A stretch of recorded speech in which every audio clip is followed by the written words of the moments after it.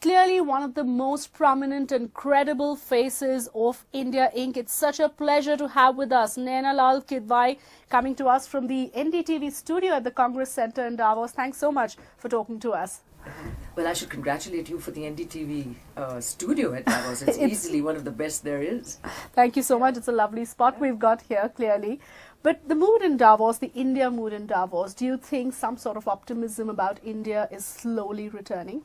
Well, it's still early into the Davos schedule, as the main schedule's really only started today. A lot of questions in my one-on-one meetings around the politics of India, because clearly there's been a fair amount of showcasing of some of the events over the last week or so. So people trying to just make up their minds on that. And I think these sort of issues and concerns are going to remain till the election happens. For those that are players in India, and I've met a bunch of CEOs who have big investments in India, India remains an attractive market. Right. Some of them have put a lot of money into India. We've seen Unilever, as you know, bring in $3.5 billion less than a year ago, and GSK has now committed to $2 billion. They brought in one just a little while ago, and another $1 billion to come now.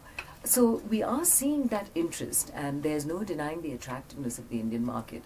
But unfortunately, we are also seen, as we well know, a very difficult destination to do business. And it's really up to us now to close this gap between the attractiveness and the difficulty of doing business, so that we can actually capitalize on the attractiveness factor. Let me first try to talk to you about the concerns that you were saying many delegates here are expressing with regard to the political situation, and there have been some fast-paced developments over the last few weeks. It's more curiosity right now, wanting to understand. And there's uncertainty, because till the time there's uncertainty, money doesn't flow in. Is that the sense you're getting, that till elections we're not going to expect very much in terms of hardcore investments? People are waiting on the sidelines to see what really happens. I think it's inevitable that people will wait, but it's not like every company is waiting to put money in right now. Many are waiting to use the capacity they put in, which is still not there in terms of full utilization. So for that, we need to have much more consumption happening, so that capacities can be filled, so that the next cycle of investment can happen.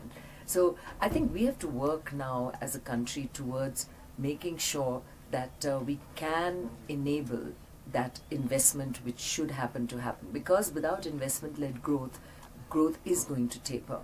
And there are lots of questions around GDP growth, as in people accept, okay, so you're at 5 now, and I always mention that, well, there's the street view and government's view is that we will be 6 next year. And no, but in fact today the finance minister in a session said that we will only grow at 5% this year. So the fiscal year 2014. Yes. So he's very clear that it's not going to be above 5% this fiscal. But the next year, as in 2014, is what he's saying is 6%. Is 6. And that 6 is being greeted with sort of arched eyebrows by people who I mention it to, because there are disbelievers, and that's a shame. So you're saying that people don't think India can even clock 6% next year? They are asking how and why, what are the underlying assumptions for 6. So we have to defend that 6 in people's minds. And the fact is, there is stuff we need to do. So the fundamentals are strong. We've had a good agricultural year, and that buoys up some of both the spending and, of course, growth. What clearly remains a laggard is manufacturing, which needs support. The service sector is doing okay, and I think that's another big plus, because we're seeing that performance come through, particularly for the IT companies. So it's still needing a bit of explaining, and I hope, are not going to end up losing a little bit of time now because of the elections. And I do think that if we can look at the states that are delivering well on industry and industrial growth, and we have a number that are doing quite well. Which are the ones, according to you, that top the list there? Well, I mean, the obvious ones are Gujarat, Maharashtra. But I think the performance we're seeing in terms of growth of Madhya Pradesh is quite amazing. I've actually just come through a trip which was largely Gujarat and Rajasthan on sort of 10-day holiday, driving holiday, which was quite revealing in terms of the quality of roads, rural roads, electricity down to village level. So and infrastructure issues being tackled. And it's happening in small towns, and roads, frankly, which are better sometimes than you have in Delhi. So it tells me that we are getting some stuff right at the state level. And hence, it is translating to the states like Madhya Pradesh, Rajasthan, Bihar, which have progressed very well in terms of the way they are delivering, albeit off lower bases. And I think this is the story we need, the story of India at the state level, because finally, actually, that is where industry really has its focus. But do you think we can sell that story? We can sell the story of a Gujarat and a Maharashtra or a Delhi for that matter instead of that India story. Do you think that's something global investors are buying? For instance, now Delhi reversing the decision to allow FDI and multi-brand retail. You don't see these as major hiccups? It is a hiccup. And, but you know, my own view is retail FDI was not what's going to move the needle on India. What's going to move the needle for us is GST. So we need the political class to come together and sign off on something which is good for India. But and again, politics plays its part there. So I think those are the things that were going to move the needle. Retail FDI is nice to have because it would have brought investment. It brings a lot more connectivity back with agriculture and extension farming and the supply chain from agricultural produce into the cities. And God knows we have a lot to do there. But, you know, with or without retail FDI, we need to get rid of APMC, which is actually now translating to food inflation. Absolutely. But the Congress-led states seem to have done that already in terms of fruits and vegetables. But, you know, so how are you going to jump through states that don't have it? I mean, we really need a countrywide plan which removes any impediment to the free movement of food through the country. And that is the only way that we're going to be able to conquer food inflation, along with food processing being addressed, the logistics of food being addressed, and to get the food areas under much better management and control. So I think the story of India, if it ends up being as it tends to be at the center, then you get a very different color to what is happening in India, indeed what is happening at the state level. And what happens at the state level is far more material for most sectors. I mean, if I'm in the IT sector or I'm a consumer product company, there's very little that's happening at the center that I need to interact with. Or worry about for that matter. And, you know, if you look at it, it's not like CEOs of these companies are paying trips into Delhi for anything, because they don't need specific permissions or approvals or anything at all on that front. And I think we don't somehow manage to make that differentiation, except to those who are already in the country and know the real story. And I think that is why we are seeing the Unilevers and GSKs of the world put money in, because they know the reality on the ground. So it's a story that aren't there. They still don't understand the dynamics and how it really is. They only just see a very high decibel sort of central policy and policy inconsistency, and which scares everyone. Tax is clearly a big issue. That is something which impacts everybody. Right, and the policy instability there is something that we haven't been able to resolve. Horrendous. And that has really been a serious dampener. So that is something that clearly, you know, the centre has to address. So you're saying if we were to look at some of the major issues that led India to slow down, the reasons why the India image as an investment destination took a clear beating, you would call policy instability on taxation matters as perhaps being the number one? Absolutely. And it continues. So, and it's not just for foreign business. Indian business faces it too.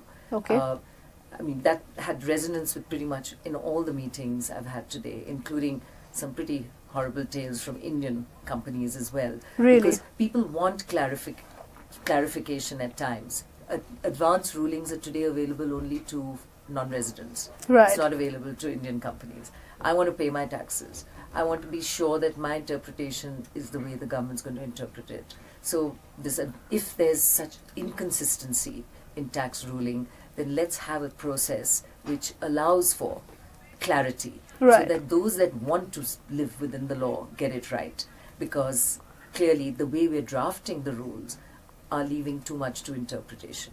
And the whole process of tax legislation, there's much too much in the courts on tax legislation, because everything gets thrown up into the courts. So at one end you could argue Indian companies are always litigating, but then on the other side government's always litigating. So we need to get that litigation out of the courts, so that the common man who needs to litigate on real issues can get his litigation processed actively and properly. And you're saying till that happens, we're not going to get the investment cycle moving, because last 2 years, the mood of India Inc. clearly was one of extreme pessimism. People weren't putting money in. There was clearly uncertainty. And while the finance minister seems to be doing a lot of damage control, but has that mood changed significantly, or you think India Inc. is still not quite there? Yeah, India Inc. is not there. I think India Inc., even more so than foreign investors, is in wait and watch mode on the election, but that's fortunately just around the corner. Right. But is there going to be a flood of investment just after the election? The answer is no. I Okay. think there's a lot else fundamentally that is going to have to change, including growth. Right. Because unless you have growth, you don't get capacity utilization moving up, and if you don't see capacity utilization moving up, you aren't going to invest in your next level of capacity increase. So we do need that growth, and for that growth, clearly interest rates are high, so that's a deterrent. Sure. The tax regime, as I just mentioned, is a deterrent, and frankly, in certain sectors like infrastructure, which we badly need, pretty much everything in terms of policy and the way the integration of different ministries and the way they work together is clearly, we've seen, been an issue. So the good news is that with some of the clarifications coming through the CCI, these projects are right. getting cleared. If we can keep ramming those projects through and making sure that we can get the power generation up, which has indeed begun to happen. We've seen electricity over the last 4 or 5 months seeing a 12 to 15% growth, which tells me that those projects are clearing, and God alone knows the multiplier effect of that will be marvelous. I heard a wonderful statistic the other day, which is just with one well kicking in, because of, I hope, the incentive in terms of gas price looking promising going forward for those that are pulling the gas out of the ground, but just the one well kicking in, which has taken up our capacity from 11.5 to 13. So that's the kind of multiplier effect that it has. $1.5 million a day being saved. Okay. And that saving being because of the price of import versus the price at which this domestic is gas is available. available. And imagine the benefit of that to us in terms of our current account deficit. So these solutions are also quite wonderful. They're available to us, and we can really marshal every bit of our focus on making sure that some of these which benefit the country are actually given high focus and see the light of day. But is there focus right now on economic policy, on getting growth back? Because the sense one is getting, at least, is that we're seeing a lot of populist announcements. Yeah. So on one hand, you have the Aam Aadmi Party in Delhi that's formed the government in Delhi, going ahead and talking about power cuts, free water. You've got the central government increasing the subsidy on LPG. Yeah. So ahead of elections, we're gonna see many more populist announcements. Do you think that dampens the spirit further in terms of the fact that right now it's all political and not economic? Well, economic thinking, and some of the pundits will tell you that subsidies are the worst form of delivery of product to those that you're trying to get it to. So it is a pity that we're having to resort to subsidies. And don't forget that for every subsidy we bring, whether it's in power or, as you mentioned, LPG cylinders or whatever, it's money that could have been utilized for something else. So those are the choices we are making. We are making them for the people, saying, okay, we're going to allow you to get free power or lower cost power. But then in doing that, we're not telling you that we're not going to build the next road. But that is indeed what is going to happen, because money is finite. And if you don't have the money, something else that is needed is not going to happen. But subsidies make good politics. They make terrible economics, but it makes good politics. Yes. And what do you do in a situation where people like the sound of it, And the shame of it is that it has a boomerang effect. So we've seen other states now pick up on that refrain.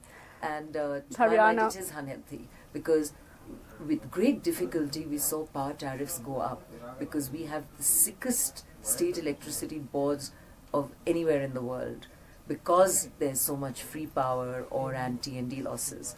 And the fact that the paying people, which were largely corporates and individuals, were being really asked to pay a price which covered for this inefficiency is a shame. But you can't just drop prices without tackling the inefficiency. So the right thing that has to happen is tackle the inefficiency, the cheating, the lying, and all the T&D losses, and then you can certainly bring power prices down. So this is a little bit of putting the cart before the horse. But it is so-called the AAP effect, which is now playing out across the country, because at least in terms of populism that is working. Is that a concern? How is the emergence of the Aam Aadmi Party being viewed, for instance, by leaders here in Davos? It is a party that came on the promise of cleaning up politics, but now we're seeing a lot of economic ramifications. Also, the kind of governance we've seen in the last 3 weeks, it's a lot of confrontation. Many have termed it anarchy. Your thoughts on how it's really playing out at a global platform? I think where we saw a big change, and which is a very valuable change, is the heightened awareness on corruption. And to have an election fought on issues of corruption is, I think, huge. It is clearly something that needed to be addressed. And it's been a very high decibel level of awareness.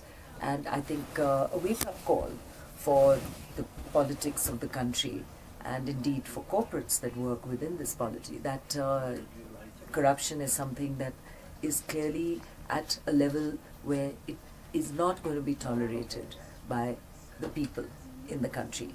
So I think the good effect of this hopefully would be a good cleanup of this mess. So whether this has in fact lost momentum because the focus has shifted to other things, is what I would worry about, because it would be a pity if a party that was good because it was just nipping away at the heels of those that have been in power for so long, that the change and the dialogue is actually different, was important. And I fear that by some of the economic and indeed even foreign policy type of issues that have arisen, that the party that was facilitating this process, which I think was good for India, is in fact going to lose momentum. So the economic policies of the Aam Aadmi Party, I am not familiar with. I only know the couple of steps that have been taken recently. So, and I hear that they are putting together something which they've got it going. You know, it is something that we will all look to with indeed anticipate and hope that it is not way left of center, which is the worry, which is the real fear. Is that it is, and I don't know enough about the party. I haven't engaged with it to know. But that would be very that would be a shame, because the comfort one draws from at least the BJP and the Congress, there are shades of grey, yes, but both tend to certainly acknowledge that growth is important for India. That we need industrial and manufacturing and service sector growth in order to provide that growth. And that without growth we won't get development. Mr. Chidambaram said it in his budget speech last March, and indeed we know that Mr. Modi certainly embraces this as well.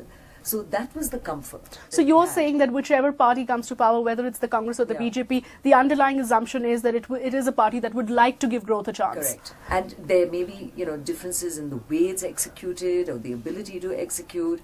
And I think a lot of the frustration of India Inc. has been more around execution of policy rather than policy itself.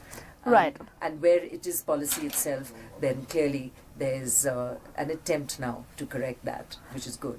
But the Aam Aadmi Party, the concerns remain if that it's too left to centre. And we don't know. So let's hear what. And that's what many believe, that the sheen is already wearing off, and a party that came on a very good promise is already sort of unraveling, as the finance minister said today. Well, it's you know, hard to say that that's the point at which this party is very young, and it obviously needs to grow up.